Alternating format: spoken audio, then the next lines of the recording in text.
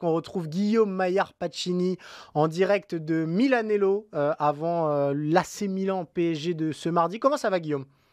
Écoute, Cyril, ça va. Il y a du soleil. Ouais.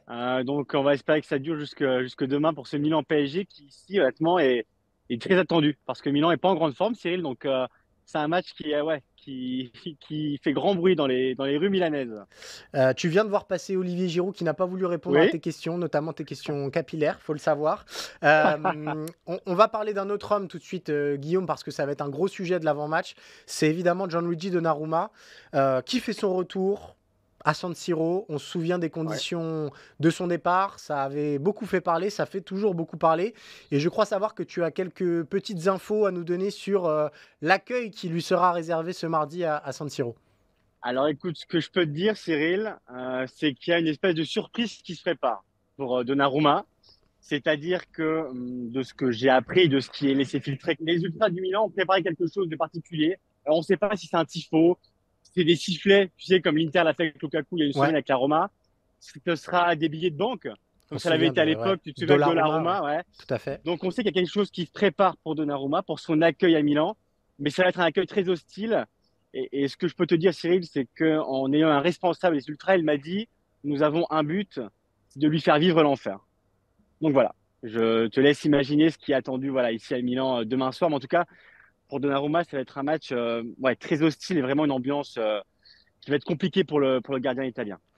Il faudra au moins ça pour l'AC Milan, Guillaume, parce que on l'a vu lors du match aller, il y avait 2 classes d'écart entre le Paris Saint-Germain et l'AC Milan. Depuis, ça va pas beaucoup mieux pour l'AC Milan, qui Non. a fait match nul face à Naples, certes, mais qui a perdu ce week-end face à l'Udinese. J'aimerais bien que tu nous expliques comment Milan en est arrivé là. On s'était vu, on en avait parlé il y a quelques semaines. C'était un club qui tournait très bien, qui était en lice pour le titre. Là, on a l'impression que cet automne, il est catastrophique pour les ambitions milanaises cette saison. Bah écoute, il y a eu ces 4 derniers matchs post-trêve du mois d'octobre et ça fait 3 défaites, un nul. Ouais. Dont une belle claque au Parc des Princes quand même. Hein. En match aller, Cyril, ça avait été compliqué quand même pour Milan après une bonne demi-heure. Donc oui, il y a une espèce de morosité, de négativité autour du club. On sent que l'équipe d'ailleurs en pâtit un peu.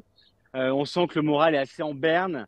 Et c'est pour ça tout à l'heure que je te disais que l'enjeu de demain est important parce que déjà Milan sportivement joue sa qualification. Parce Ouais. que si Milan demain ne gagne pas, ça va être très compliqué. Mais c'est vrai qu'on a une équipe qui est un peu en déliquescence. Et au vu des derniers résultats, vraiment, je peux te dire, et encore au vu des derniers résultats, c'est un peu David contre Goliath demain. On sent vraiment que Milan, évidemment, est un grand club. Ça, voilà, on le sait. Mais c'est vrai que les derniers résultats, vraiment, il y a beaucoup de morosité. Et on sent que ça va être quand même difficile pour les hommes de Pioli qui ont perdu samedi soir c'est contre l'Udinese, qui n'avait pas gagné un match depuis le début de la saison. Ouais. Donc oui, il y a une envie de gagner qui est demain nécessaire, qui est capitale. Mais on va dire que ouais, le moral est assez en berne. C'est assez dans les chaussettes ici. Et tu vois, j'étais déjà à Milanello ces derniers jours. Et tu vois, les joueurs ne s'arrêtent pas. On sent que les regards sont assez vides. Pioli, l'entraîneur, est un peu discuté quand même, son avenir. Hein, Ouais. parce que, donc en fait, tu le sais, dans le foot, tout va très vite. Et tout allait bien quand on a fait le Tour d'Europe il y a un mois. Et là, c'est vrai qu'à fond, tout va mal. Et il va falloir que pour Milan, demain, on sent que demain, ça peut être le match déclic dans un sens ou dans l'autre. Si Milan ne gagne pas demain, déjà la qualif sera compromise. Et surtout, tu auras des résultats quand même qui vont être. Ça ferait quasiment 5 défaites Ouais. enfin, depuis le retour de la trêve. Donc, ça serait quand même compliqué pour Pioli. J'ai une question très directe.